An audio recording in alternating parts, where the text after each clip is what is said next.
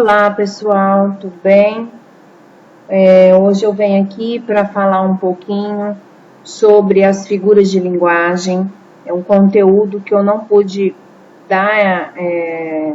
iniciar em sala de aula, mas que já há algumas semanas vocês vêm fazendo atividades referente a isso. Então eu pedi para que vocês lessem na apostila um pouquinho sobre as figuras de linguagem, demarcasse os aspectos mais importantes e registrasse isso no caderno, né? Agora eu vou explicar um pouquinho. Eu sei que às vezes alguns alunos conseguiram entender somente lendo, mas para quem ficou com dúvida, eu acho que se eu explicar por aqui, vai ficar mais fácil para vocês. Primeiro, antes de eu entrar na figura de linguagem mesmo, de fato, eu queria falar para vocês sobre esses dois sentidos que a palavra pode ter, que é o sentido literal ou o sentido figurado, tá? E aí vocês têm que estabelecer essa diferença. O que seria a palavra com sentido literal? Olha o exemplo que o livro de vocês dá, ó. Do atrito de duas pedras chispam faíscas, das faíscas vem o fogo e do fogo brota a luz. Aqui nesse exemplo, a palavra fogo está no seu sentido literal. O que significa isso? Que ela está no seu sentido real, verdadeiro. Quando ele fala de fogo aqui, ele está falando do fogo mesmo, que queima, né? Que tem calor. Então, ele está usando a palavra no seu sentido real. Agora, olha o outro exemplo. O amor é um fogo que arde sem se ver. Agora, a palavra fogo aí mudou o sentido. Ela não está mais no seu sentido literal. Agora, ela foi usada num sentido figurado ou sentido conotativo, né? O sentido de fogo aí é de ser algo ardente, apaixonante. Ele não está falando de fogo no sentido de queimar alguma coisa, né? Como o exemplo anterior. Então, eu tenho aqui como a palavra que está no sentido literal, ela é chamada de literal ou denotativa. Então, guardem assim, ó, denotativo é o sentido do dicionário. De denotativo é o sentido do dicionário. Quando perguntar, a palavra está no sentido denotativo ou conotativo? Então, vocês já sabem que denotativo é o sentido do dicionário, o sentido real. E o sentido conotativo, que vai ser o sentido figurado, é o sentido que a palavra vai possuir em algum contexto, por algum motivo. Ela vai assumir um outro sentido, certo? Então, isso era importante a gente saber o que é sentido literal, o que é sentido figurado. Agora, vamos para as figuras de linguagem. O que são figuras de linguagem?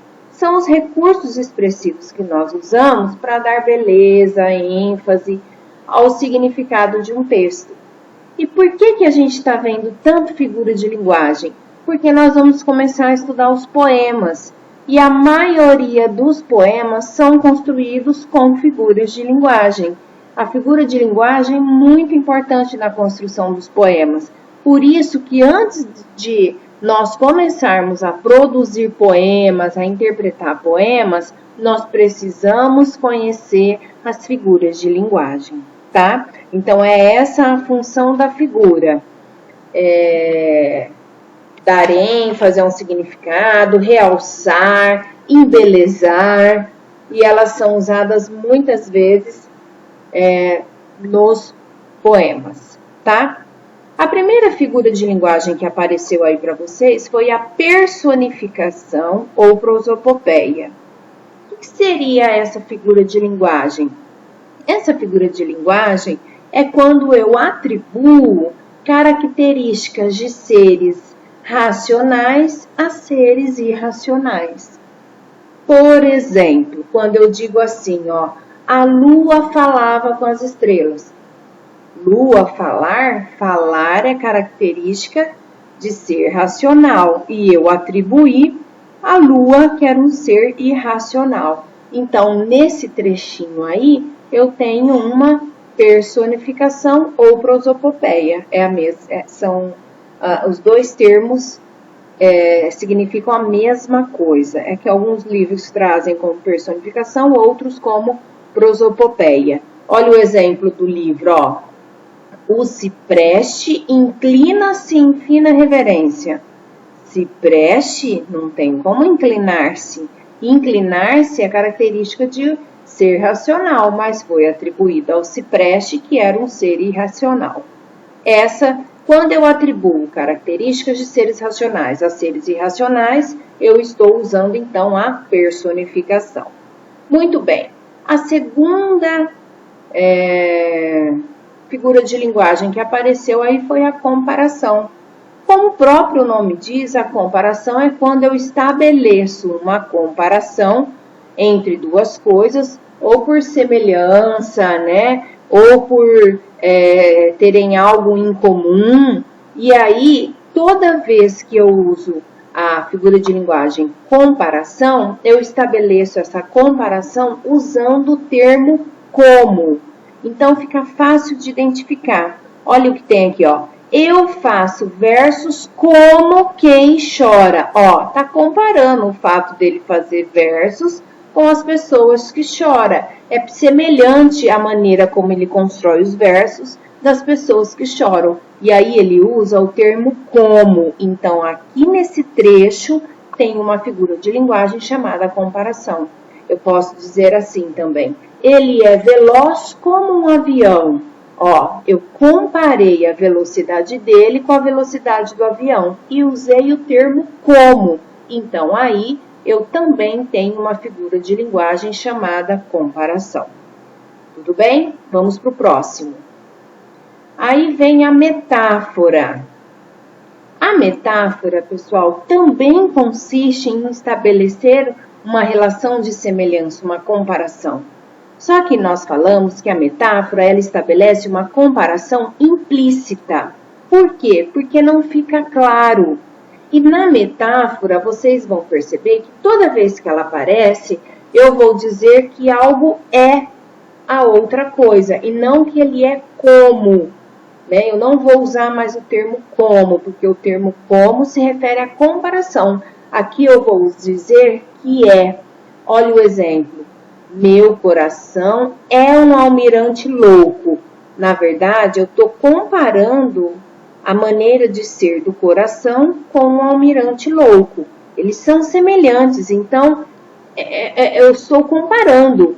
Só que eu não usei mais o termo como, eu digo que ele é. Então, vocês vão ver que a presença do verbo ser vai ser constante quando eu uso a metáfora.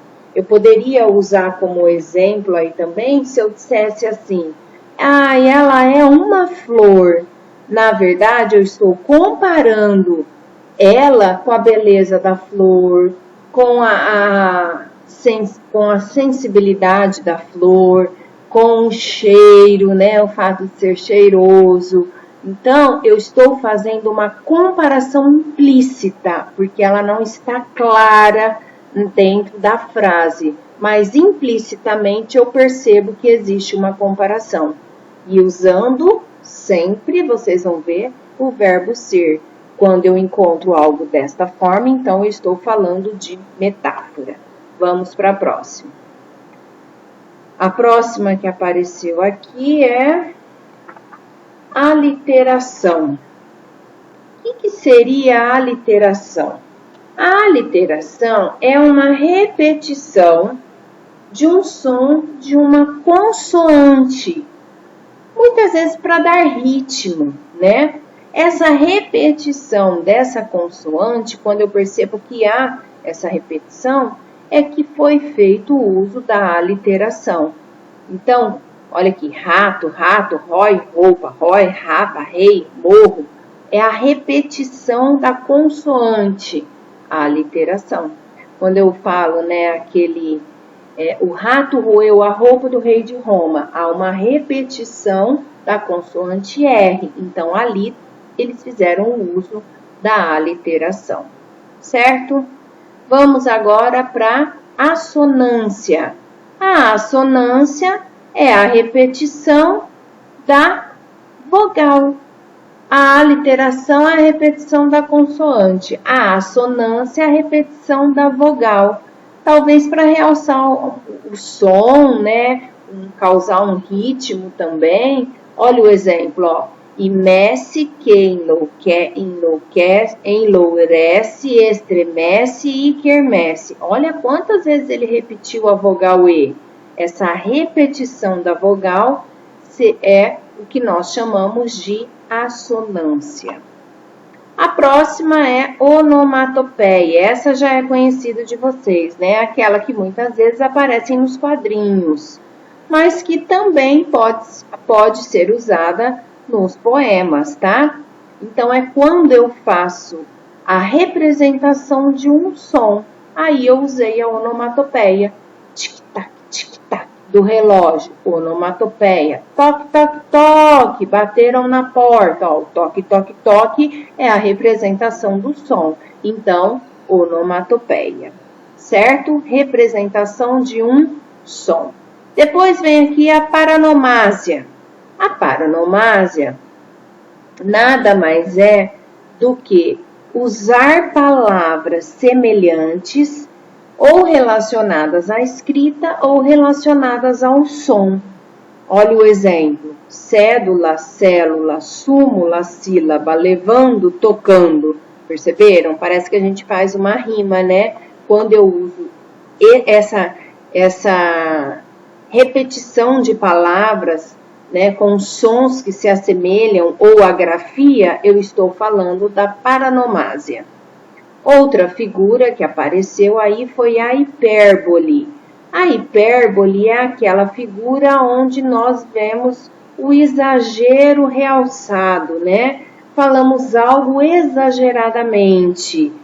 Olha o exemplo. Estou morrendo de fome. Isso é uma fala comum, né? Ninguém morre de fome. É o jeito de dizer que a fome é muito grande. Ele morreu de rir. Ninguém morre de rir. É para dizer que algo foi muito engraçado, né? Chorei rios de lágrimas. Ninguém chora rios, mas é só para mostrar que chorou muito. Então, é o exagero exacerbado. Esse é a figura hipérbole. Depois vem o eufemismo.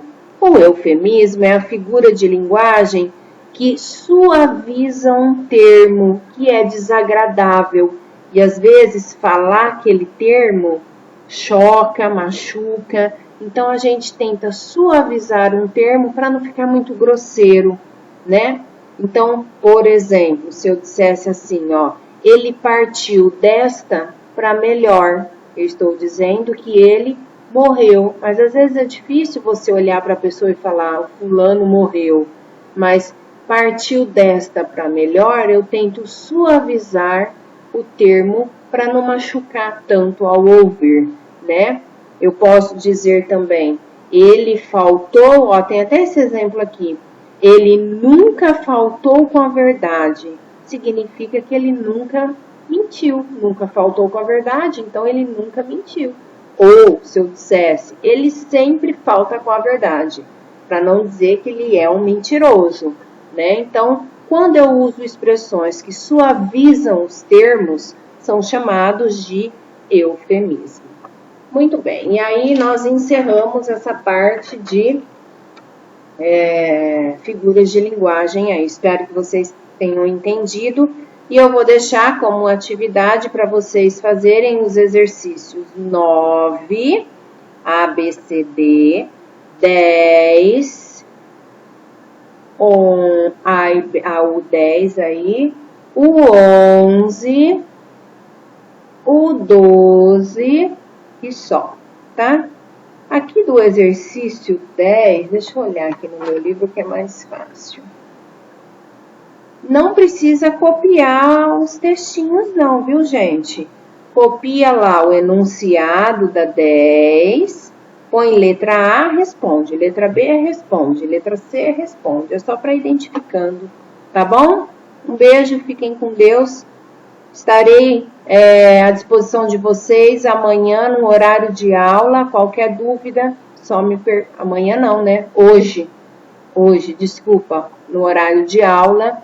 E qualquer dúvida, só me perguntar.